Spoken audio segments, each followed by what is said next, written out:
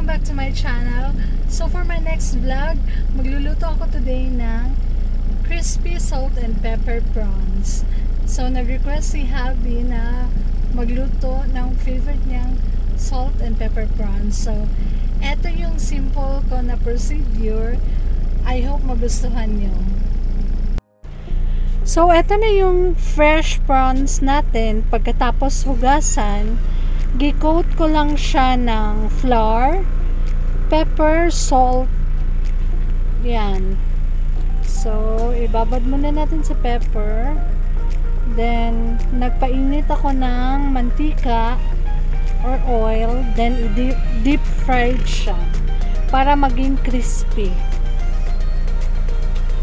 Okay, so, once na naluto na yung prawns natin na deep fried na, so, igisa lang natin siya sa garlic, onions, bell pepper, and my green chili.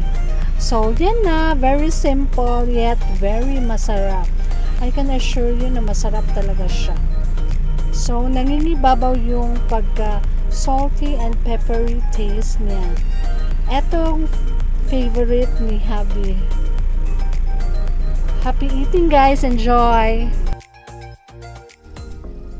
So that's it, guys. Thank you for watching my video, and if you like it, please don't forget to click like and please subscribe to my channel.